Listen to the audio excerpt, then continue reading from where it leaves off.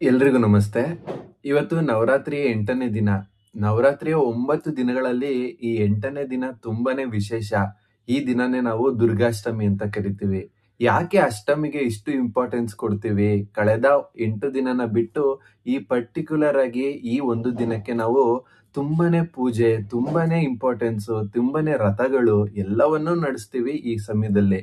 ಮೊದಲಿಗೆ ದುರ್ಗಾಷ್ಟಮಿ ಬಗ್ಗೆ ತಿಳ್ಕೊಂಡು ಅದಾದ ಮೇಲೆ ನಾವು ಸ್ಪಿರಿಚುವಲ್ ಡಿಕೋಡಿಂಗ್ ನ ಎಂದಿನಂತೆ ತಿಳ್ಕೊಳ್ಳೋಣ. ದುರ್ಗಾಷ್ಟಮಿ ದಿನ ನಾವು ಪೂಜೆ ಮಾಡುವಂತ ಆದಿಶಕ್ತಿಯ ಅವತಾರ ಬಂದು ಮಹಾಗೌರಿ. ಮಹಾಗೌರಿ ಯಾರು ಮತ್ತೆ ಅವಳ ಬಗ್ಗೆ ಚರಿತ್ರೆಯಲ್ಲಿ ಏನೇ ಹೇಳುತ್ತೆ ಅಂದ್ರೆ, ಇವಳು ಕೂಡ ಶಿವನನ್ನ ಓಲೈಸ್ಕೊಳಕ್ಕೆ ಕುತ್ಕೊಳ್ಳೋಂತ ದೇವಿ ಘೋರ ತಪಸ್ಸಿಗೆ ಕುಳಿತ್ಕೊಂತಾಳೆ. ಆ ತಪಸ್ಸು ಹೇಗಿರುತ್ತೆ ಅಂದ್ರೆ, ಅವಳ ಇಡೀ ಪೂರ್ತಿ ಮೈಬಣ್ಣ ಕಪ್ಪು ತಿರುಗುವಷ್ಟು ಘೋರ ತಪಸ್ಸಿನಲ್ಲಿ ನಿರತಳಾಗಿರ್ತಾಳೆ.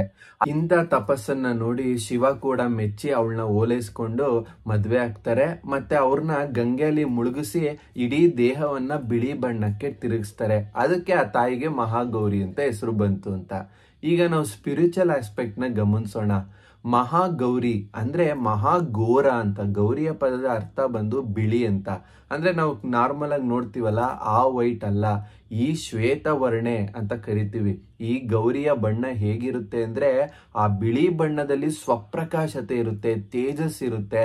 ಮತ್ತೆ ನೀವು ಎಲ್ಲೂ ನೋಡದೇ ಇರೋ ಅಂತ ಎನರ್ಜಿಯ ಹೊಳಪು ಆ ಬಿಳಿ ಬಣ್ಣದಲ್ಲಿರುತ್ತೆ. ಆ ಮೈ ಬಣ್ಣನ ಹೊಂದಿರುವಂಥದ್ದು ತಾಯಿ ಮಹಾಗೌರಿ ಅಂತ ಹೇಳ್ತೀವಿ. ಇದು ಆಧ್ಯಾತ್ಮದಲ್ಲಿ ಯಾವ ಸ್ಟೇಜ್ ಅಂದ್ರೆ, ಈ ಸ್ಟೇಜೇ ಕೊನೆಯ ಹಂತ. ಯಾಕಂದ್ರೆ ನಾವು ನಿನ್ನೆ ನೋಡಿದ್ವಿ, ಕಾತ್ಯಾಯಿನಿ ದೇವಿ ಅಹಂಕಾರನ ಉಳಿಸ್ಕೊಂಡಿದ್ಲು. ಆ ಅಹಂಕಾರದ ಮೇಲೆ ಹೋರಾಟ ಮಾಡಿ ಆ ಮಹಿಷಾಸುರನ್ನ ಸಾಯಿಸಿದ್ಲು ಅಂತ. ಅದಾದ ನಂತರ ಕಾಳರಾತ್ರಿಯಾಗಿ ಇನ್ನು ಉಳಿದಂತ ಮನಸ್ಸಿನಲ್ಲಿರುವಂತ ಕ್ಲೇಶಗಳನ್ನೆಲ್ಲ ಸಾಯಿಸಿದ್ರು. ಅವರೇ ಶುಂಭ, ನಿಶುಂಭ ಮತ್ತೆ ಚಂಡ, ಮುಂಡಾಸುರ ಅಂತ ಎಲ್ಲಾ ರಾಕ್ಷಸರನ್ನು ಸಾಯಿಸಿದ್ಮೇಲೆ ಇಡೀ ನಮ್ಮಲ್ಲಿರುವಂತ ಎಲ್ಲಾ ಗುಣಗಳನ್ನು ಮೀರಿ ಗುಣಾತೀತಳಾದ್ಲು. ಆ ಗುಣಾತೀತ ಆಗೋ ಸ್ಟೇಜ್ನೇ ನಾವು ಕರಿತೀವಿ ಮಹಾಗೌರಿ. ಯಾಕಂದ್ರೆ ಕೊನೆಯದಾಗಿ ನಿಮ್ಗೆ ಅಡ್ಡ ಹಾಕೋದು ನಿಮ್ಮ ಮನಸ್ಸು ಮತ್ತೆ ಅಹಂಕಾರ. ಎಲ್ಲಾ ಚಕ್ರಗಳನ್ನು ನೀವು ಭೇದಿಸ್ಕೊಂಡು ಅದರಲ್ಲಿ ಇರುವಂತ ಎಲ್ಲಾ ಗುಣಗಳನ್ನು, ಕ್ಲೇಶಗಳನ್ನು ನಾಶ ಮಾಡ್ಕೊಂಡು ಬರ್ತೀರಾ. ಕೊನೆಯದಾಗಿ ನಿಮಗ್ ಬರುವಂತದ್ದು ಮನಸ್ಸು. ಆ ಮನಸ್ಸನ್ನು ಮೀರಿ ಹೋದಾಗ ಕೊನೆಯದಾಗಿ ಉಳಿಯೋದು ನಾನು ಅನ್ನೋ ಐಡೆಂಟಿಟಿ ಅಂತೀವಿ. ಆ ನಾನು ಅನ್ನೋ ಐಡೆಂಟಿಟಿ ಕೊನೆಯ ಹಂತನೇ ನಾವು ಕರಿತಾ ಇದ್ದೀವಿ ಮಹಾಗೌರಿ ಸ್ಟೇಜ್ ಅಂತ. ಯಾವಾಗ ಈ ಸ್ಟೇಜ್ ನ ಒಬ್ಬ ಆಧ್ಯಾತ್ಮ ಸಾಧಕ ರೀಚ್ ಆಗ್ತಾನೋ, ಅದೇ ಅವನ ಅಲ್ಟಿಮೇಟ್ ಸ್ಟೇಜ್ಗಿಂತ ಒಂದು ಸ್ಟೆಪ್ ಕೆಳಗಡೆ. ಅಲ್ಟಿಮೇಟ್ ಸ್ಟೇಜ್ ಯಾವುದು ಅಂದ್ರೆ, ಆ ನಾನು ಅನ್ನೋ ಐಡೆಂಟಿಟಿ ಬಿಟ್ಟಾಗ ಅವನು ಶಿವನಾಗ್ತಾನೆ. ಶಿವ ಅನ್ನೋದು ಆಕ್ಚುಲಿ ಕೊನೆಯ ಹಂತ, ಅಥವಾ ನಾವೆಲ್ಲರೂ ಕೂಡ ಶಿವ. ಅದನ್ನೇ ಶಂಕರಾಚಾರ್ಯರು ಅಹಂ ಬ್ರಹ್ಮಾಸ್ಮಿ ಅಂತ ಕರೆದಿದ್ದು. ಅಂದ್ರೆ ಈ ಗೌರಿ ಏನು, ಅಥವಾ ಗೌರಿಯ ತದ್ವಿರುದ್ಧ ಕಾಳಿ ಏನು ಅಂದ್ರೆ, ಶಿವನದೇ ಡಾರ್ಕ್ ಎನರ್ಜಿ, ಶಿವನದೇ ಲೈಟ್ ಎನರ್ಜಿ. ನಾವು ಕೂಡ ಒಬ್ಬ ಶಿವ ಅಂತ ತಗೊಂಡ್ರೆ ನಮ್ಮಲ್ಲಿರುವಂತ ಕೆಟ್ಟ ಗುಣಗಳೆಲ್ಲ ನಮ್ಮ ಕಾಳಿ, ನಮ್ಮಲ್ಲಿರುವಂತ ಒಳ್ಳೆ ಸ್ವಭಾವಗಳನ್ನ ನಾವು ಗೌರಿ ಅಂತ ತಿಳ್ಕೊಬಹುದು. ಅದೇ ರೀತಿ ನಾವು ಸಾಧನೆ ಮಾಡ್ತಾ ಮಾಡ್ತಾ ನಮ್ಮ ಕಾಳಿ ಗೌರಿ ಇಬ್ರು ಕೂಡ ನಮ್ಮ ಜೊತೆಲೇ ಇರ್ತಾರೆ. ಅದನ್ನೇ ನಾವು ಫೋಟೋದಲ್ಲಿ ದೇವ್ರಗಳ ಜೊತೆ ಇಬ್ರು ಹೆಂಡ್ತಿರಾಗಿ ನೋಡೋದು. ಅಂದ್ರೆ ಒಂದು ಡಾರ್ಕ್, ಒಂದು ಲೈಟ್. ಹಂಗಂತ ದೇವ್ರಗಳಲ್ಲೂ ಡಾರ್ಕ್ ಲೈಟ್ ಇರುತ್ತಾ ಅನ್ನೋದು ಮುಂದೆ ನೋಡೋಣ. ಲಾಸ್ಟ್ ವಿಡಿಯೋದಲ್ಲಿ ಹೇಳಿದ್ನಲ್ಲ, ಅದೇ ರೀತಿ ಶಿವನದೇ ಕಪ್ಪು ಎನರ್ಜಿ, ಶಿವನದೇ ಬಿಳಿ ಎನರ್ಜಿನ ಗೌರಿ ಮತ್ತೆ ಕಾಳಿಯಾಗಿ ತೋರಿಸ್ತಿದ್ದಾರೆ. ಗಂಗೆಯಲ್ಲಿ ಮುಳುಗಿಸಿ ಇಡೀ ಕಪ್ಪು ಬಣ್ಣನ ಅವನು ಬಿಳಿ ಬಣ್ಣಕ್ಕೆ ತಿರುಗಿಸ್ತಾ ಅಂದ್ರೆ, ಅವಳು ಘೋರ ತಪಸ್ಸಿಗೆ ಕುಳಿತಾಗ ಅವಳ ಆಲೋಚನೆಗಳು, ಭಾವನೆಗಳು ಎಲ್ಲವನ್ನು ಅವಳು ನಿಗ್ರಹ ಮಾಡ್ತಾಳೆ, ತೆಗ್ದಾಕಲ್ಲ. ಯಾಕಂದ್ರೆ ಬೆಳಕಿರೋ ಗಂಟ ಕತ್ಲೆ ಇದ್ದೇ ಇರುತ್ತೆ. ಬಟ್ ನೀವು ಅದನ್ನ ನಿಗ್ರಹ ಯಾರು ಮಾಡ್ತಾರೋ ಅವರು ಮಹಾಗೌರಿ ಆಗ್ತಾರೆ. ಇದೇ ತಾಯಿಯ ಕೊನೆ ಅಂತ.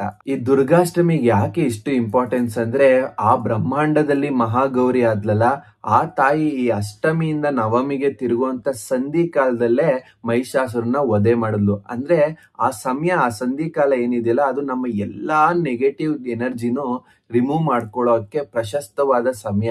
ಆ ಕಾರಣಕ್ಕೆ ಈ ಸಮಯದಲ್ಲಿ ನಾವು ವ್ರತ ಮಾಡೋದು, ಸಾಧನೆ ಮಾಡೋದು, ಜಪ ಮಾಡೋದು, ಪೂಜೆ ಮಾಡೋದು, ಮಂತ್ರ ಹೇಳೋದು, ಭೂಮಿ ಪೂಜೆ ಮಾಡ್ತಾರೆ, ಕನ್ಯಾ ಪೂಜೆ ಮಾಡ್ತಾರೆ, ಕುಮಾರಿ ಪೂಜೆ ಮಾಡ್ತಾರೆ, ಹೋಮ ಮಾಡ್ತಾರೆ, ಏನೇನೋ ಪ್ರಾಕ್ಟೀಸ್ ನ ಈ ಅಷ್ಟಮಿಯಿಂದ ನವಮಿಗೆ ತಿರುಗುವಂತ ಸಂಧಿ ಕಾಲ ಅಂತಿರುತ್ತೆ, ಚೇಂಜ್ ಆಗೋ ಕಾಲ. ಆ ಕಾಲದಲ್ಲಿ ನಾವು ಇವೆಲ್ಲನೂ ಮಾಡ್ತೀವಿ. ಯಾಕಂದ್ರೆ ಅದೊಂದು ಒಳ್ಳೆ ಆಪರ್ಚುನಿಟಿ ನೇಚರ್ ಕಡೆಯಿಂದ ಆ ನಿಮ್ಮಲ್ಲಿರುವಂತ ಡಾರ್ಕ್ ನ ರಿಮೂವ್ ಮಾಡ್ಕೊಂಡು ಹೋಗೋ ಸಮಯ. ಆ ಕಾಲಕ್ಕೆ ಅದನ್ನ ನಾವು ಬಳಸ್ಕೊಂತ ಇದೀವಿ.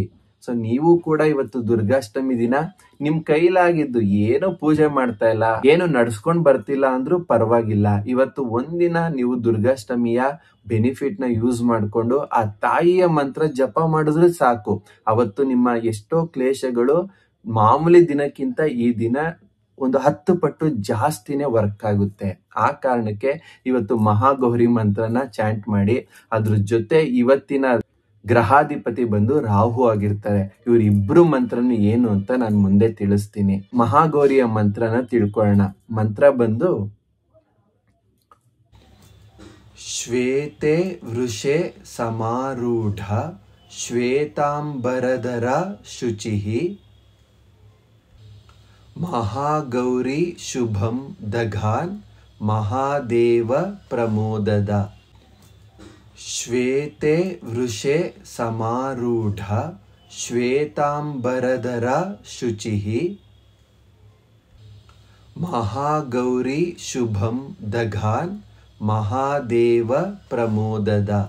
ಈ ತಾಯಿಯ ಇನ್ನೊಂದು ಬೀಜಾಕ್ಷರ ಮಂತ್ರ ಬಂದು ಓಂ ಐಂ ಹ್ರೀಂ ಕ್ಲೀಂ ಮಹಾಗೌರಿಯೈ ನಮಃ. ಈ ಮಂತ್ರನ 108 ಸಾರಿ ಚಾಂಟ್ ಮಾಡಿ. ಮತ್ತೆ ಇವತ್ತಿನ ಗ್ರಹಾಧಿಪತಿ ಬಂದು ರಾಹು ಆಗಿರ್ತಾರೆ. ತಂದೆ ರಾಹುನು ಕೂಡ ನಾವು ಓಲೈಸ್ಕೊಂಡು ನಮ್ಮಲ್ಲಿ ಯಾವುದೇ ಜೀವನದಲ್ಲಿ ಬ್ಲಾಕ್ ಕ್ರಿಯೇಟ್ ಮಾಡ್ದೇನೆ ನಮ್ಮಲ್ಲಿ ನೆಗೆಟಿವ್ ಆಲೋಚನೆಗಳನ್ನ ಹುಟ್ಟಾಕ್ಬೇಡ ಅಂತ ಅವನ್ನ ರಿಕ್ವೆಸ್ಟ್ ಮಾಡೋಣ. ಆ ರಾಹುಗೆ ಉದ್ದುನ ನೀವು ಅರ್ಪಿಸಿ ನಿಮ್ಮ ಹಾರ್ಟ್ ಹತ್ರ ಇಟ್ಕೊಂಡು ಈ ಮಂತ್ರನ ಚಾಂಟ್ ಮಾಡಿ. ಓಂ ಭ್ರಾಂ ಭ್ರೀಂ ಭ್ರೌಂ ಸಹ ರಾಹುವೆ ನಮಃ. ಓಂ ಭ್ರಾಂ ಭ್ರೀಂ ಭ್ರೌಂ ಸಹ ರಾಹುವೆ ನಮಃ. ಈ ಮಂತ್ರನ ನೀವು ಕಂಟಿನ್ಯೂಸ್ 108 ಸಾರಿ ಚಾಂಟ್ ಮಾಡಿ. ಈ ತಾಯಿಗೆ ನಾವು ಇವತ್ತು ಬಿಳಿ ಬಣ್ಣದ ವಸ್ತ್ರ ಕೂಡ ಉಡಿಸ್ಬೋದು, ಅಥವಾ ನಿಮ್ಗೆ ಇಷ್ಟ ಆಗಿರುವಂತ ಕಲರ್ಫುಲ್ ಯಾವ್ದಾದ್ರೂ ಬಟ್ಟೆನ ಧರಿಸ್ಕೊಂಡು ಆ ತಾಯಿಗೆ ಪೂಜೆ ಮಾಡಿ, ಅದ್ರ ಜೊತೆ ಬಿಳಿ ಬಣ್ಣದ ಹೂಗಳು ಕಳಿಸಿ ತಾಯಿಗೆ ಪೂಜೆ ಸಲ್ಲಿಸಿ. ಮತ್ತೆ ಇನ್ನೊಂದು ತಾಯಿಗೆ ಫೇವ್ರೆಟ್ ಫುಡ್ ಬಂದು ಎಲ್ಲಾ ರೀತಿಯಾದಂತಹ ಸ್ವೀಟ್ಸ್ ನ ನೀವು ಬಳಸಿ ಆ ತಾಯಿಗೆ ಪೂಜೆ ಮಾಡಬಹುದು. ಈ ರೀತಿ ನೀವು ಮಹಾಗೌರಿನ ಪೂಜೆ ಮಾಡಿ ನೀವು ಕೂಡ ಆಧ್ಯಾತ್ಮ ಸಾಧನೆಯಲ್ಲಿ ಆದಷ್ಟು ಬೇಗ ಮಹಾಗೌರಿ ಸ್ಟೇಜ್ ನ ರೀಚ್ ಆಗ್ಲಿ ಅಂತ ನಾನು ಕೇಳ್ಕೊಂತೀನಿ. ಇನ್ನು ಒಂದೇ ದಿನ ಇದೆ ನವರಾತ್ರಿ ಸಾಧನೆಗೆ. ಶ್ರದ್ಧೆಯಿಂದ ಭಕ್ತಿಯಿಂದ ಸಾಧನೆ ಜೊತೆ ಪೂಜೆ ಕೂಡ ಪ್ಯಾರಲಲ್ ಆಗಿ ಮಾಡ್ಕೊಂತ ಹೋಗಿ. ನಾಳೆ ಮತ್ತೆ ಸಿಗೋಣ.